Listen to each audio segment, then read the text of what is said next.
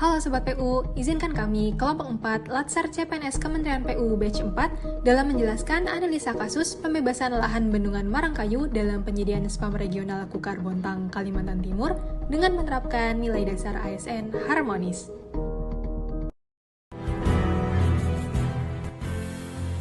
Pembangunan bendungan Marangkayu di Desa Sebuntal, Kecamatan Marangkayu, Kutai Kartanegara dilanjutkan tahun ini.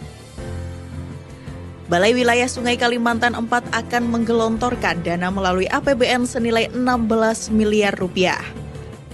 Masalah utama yang mengakibatkan bendungan mangkrak yaitu pembebasan lahan turut menjadi perhatian. Dinas Pekerjaan Umum Penataan Ruang dan Perumahan Rakyat Kalimantan Timur saat ini tengah berkoordinasi dengan Kementerian Pekerjaan Umum untuk mekanisme pembebasan lahan. Itu dikarenakan pembangunan bendungan Marangkayu masuk dalam program strategis nasional. Masyarakat. Aksi ini bertujuan untuk mengatakan ke Pak Gubernur bahwa lahan-lahan mereka belum dibayar. Ada sekitar 114 bidang. Jadi tidak semua yang lain itu selesai. Jadi ada tersisa itu 114 bidang yang dikonsinyasi ke PN Tenggarong. Yang 10 itu tidak masuk dalam penlok, penetapan lokasi, tapi terdampak. Itu juga nanti yang mau dipikirkan. Nah, adanya aksi itu, Pak Gub mengajak bertemu di sini, memanggil semua. Dalam rapat dengar pendapat atau RDP dengan Komisi 1 DPRD Kutai Kartanegara, perwakilan masyarakat menyampaikan 3 tuntutan ganti rugi lahan termasuk keberadaan kebunnya. Menurut warga, sekelompok oknum berusaha sengaja membenturkan persoalan ini dengan keberadaan PTPN yang konon telah mengantongi surat hak guna usaha atau HGU di wilayah itu. Kabar itu membuat warga kaget dan panik, sebab jauh sebelum PTPN berada di lokasi tersebut, masyarakat sudah lebih dahulu bermukim dan memiliki tanah warisan, hingga mempunyai kebun masing-masing di areal itu.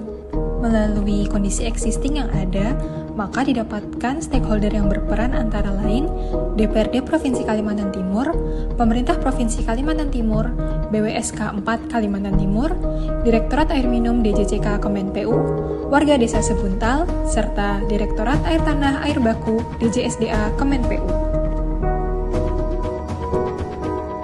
Pelanggaran terhadap nilai dasar harmonis pada kasus bendungan Marangkayu antara lain pembayaran ganti rugi yang berlarut-larut berarti telah mengabaikan hak-hak masyarakat yang dapat menimbulkan ketidakpuasan bahkan dapat memicu konflik sosial.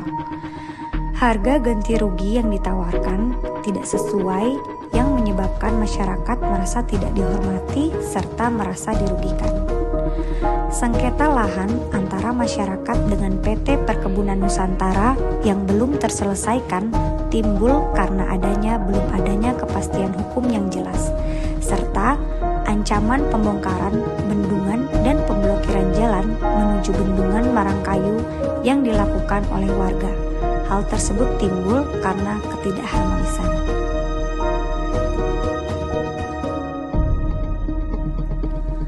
Penerapan nilai dasar harmonis pada kasus bendungan Marangkayu antara lain menjadi penengah yang adil antara masyarakat dengan PT Perkebunan Negara, memberikan kompensasi ganti rugi yang sesuai terkait nilai ganti rugi lahan kepada masyarakat. Dalam proyek pembangunan strategis nasional juga harus dipastikan kesejahteraan dan keadilan bagi masyarakat. Adanya komunikasi yang transparan pada semua pihak terkait, serta koordinasi dan sinkronisasi kebutuhan air baku dengan kegiatan penyediaan akses air minum. Dampak akibat tidak diterapkannya nilai dasar ASN harmonis pada kasus ini ialah yang pertama, tertundanya pemenuhan kebutuhan akan air baku bagi masyarakat. Yang kedua, meningkatnya potensi konflik sosial.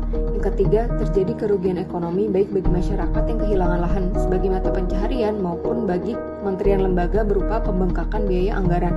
Yang keempat, adanya resiko keselamatan karena rumah warga terendam banjir setiap hujan deras. Dan yang terakhir, menurunnya citra instansi dan kepercayaan publik terhadap pemerintah.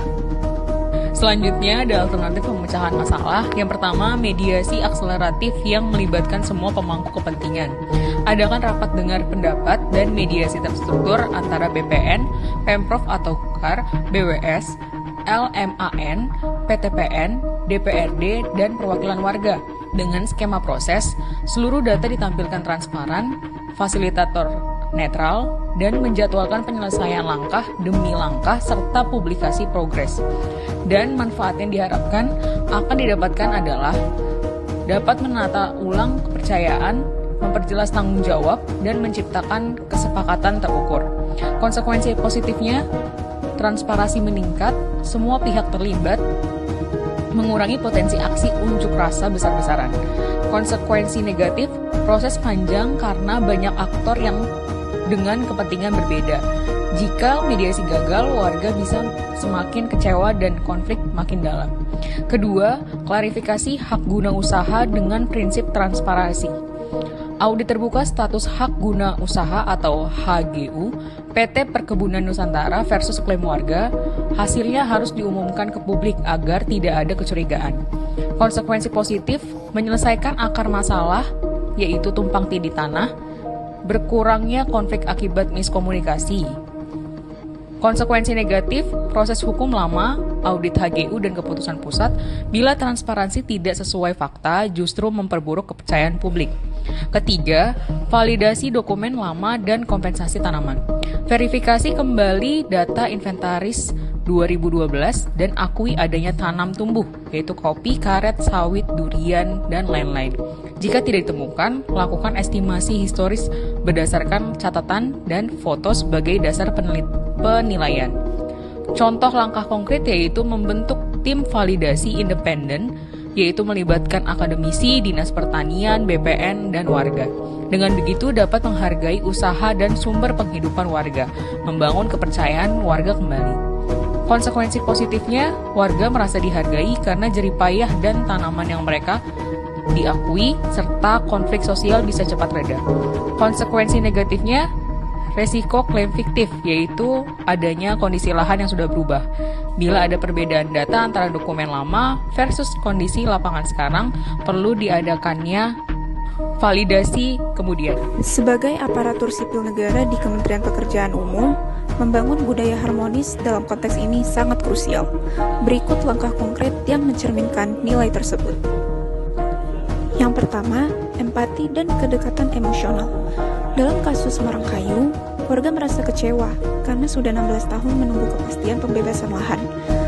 Kita sebagai ASN-PU perlu hadir mendengar langsung keresahan warga, bukan hanya melalui dokumen resmi, tetapi juga dengan dialog tatap muka yang penuh empati.